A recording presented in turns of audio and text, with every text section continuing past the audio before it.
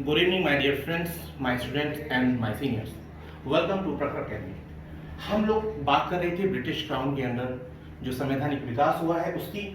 आज हमारा टॉपिक है 1861 का भारत परिषद अधिनियम यानी गवर्नमेंट ऑफ इंडिया एक्ट 1861। अब मैं आपको बताना चाहता हूं ये बहुत ही इंपॉर्टेंट एक्ट आप पढ़ने वाले। ये इंपॉर्टेंट क्यों है? एक्चुअली हुआ क्या था 1857 के संग्राम के बाद ब्रिटिशर्स को यह क्लियर हो गया कि भारत के अंदर शासन करना अब आसान नहीं है और भारत में शासन करने के लिए हमें भारतीयों की आवश्यकता होगी। और इस बात को प्लान करते हुए उन्होंने 3 अधिनियम दिए। पहला है आपका 1861 का भारत परिषद अधिनियम, उसके बाद 1892 का अधिनियम और उसके बाद 1909। ये तीनों अधिनियम एक साथ कंपाइल करके पढ़ने चाहिए, लेकिन समय की अनुपलब्धता के कारण मैं एक एक टॉपिक आपको दे रहा हूं और दूसरी बात टाइम वेस्ट ना हो इसलिए भी मैं शॉर्टनेस को निपटा रहा हूं। आप देखिए हुआ क्या था 1861 में। क्या हुआ 1858 में क्राउन ने बहुत सुंदर सा चेहरा बनाकर, जैसे कि किसी फिल्म का ट्रेलर होता है, बहुत सारी चीजें बांट दी राजनेताओं की तरह कि हम आ जाएंगे तो यहां पर चांदी की जो है सड़क हो जाएगी और जब हम आ जाएंगे तो आप देखिएगा कि जो बिजली होगी वो 24 घंटे आएगी। बिल्कुल उसी तरह का 1858 था। लेकिन फिल्म की शुरुआत जो हुई उन्होंने वास्तव में करना शुरू किया वो 1861 में परिलक्षित होता है कैसे उन्होंने काम को किया। इस अधिनियम के द्वारा वायसराय ने परिषद का थोड़ा सा विस्तार किया और कुछ गैर जरूरी पदों का सृजन किया गया। उसमें भारतीयों को गैर सरकारी सदस्यों के रूप में नामांकित कर दिया। कहने का मतलब ये कि जिससे उन्हें कोई फर्क नहीं पड़ता था उन लोगों को शामिल किया गया। कौन थे वो लोग? 3 भारतीय थे, बनारस के राजा, पटियाला के राजा और सर दिनकर राव। अब ये सब लोग क्या थे इसके बारे में छोटी सी बात बताता हूं।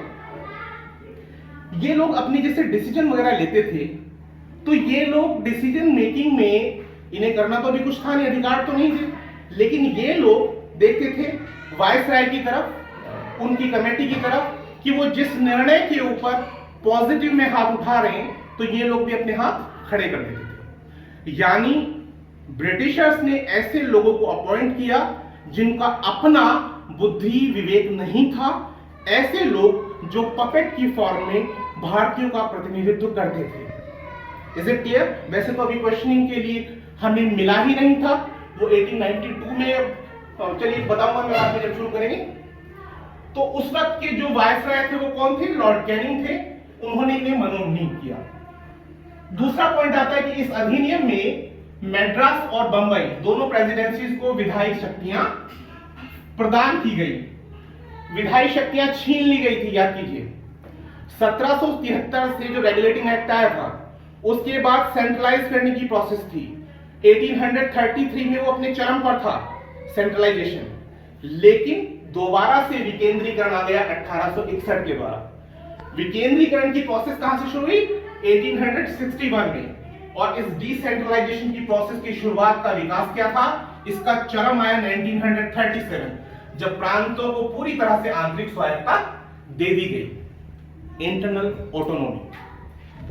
इसके बाद नेक्स्ट इंपॉर्टेंट टॉपिक है बंगाल में उत्तर प्रदेश के साथ आपका यहां पर आपका 1862, 66 और 1897 यानी कॉन्सिक्यूटिवली क्रमशः सबसे पहले 62 में कहा बंगाल में, 66 में उत्तर पश्चिमी सीमा प्रांत में और 1897 यानी 1897 में पंजाब में विधान परिषदों का गठन किया गया।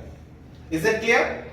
इस अधिनियम के द्वारा नेक्स्ट टॉपिक है आपका लॉर्ड कैनिंग, जो तत्कालीन गवर्नर वो वायसराय थे, उनके द्वारा शुरू की गई एक प्रणाली थी पोर्टफोलियो प्रणाली।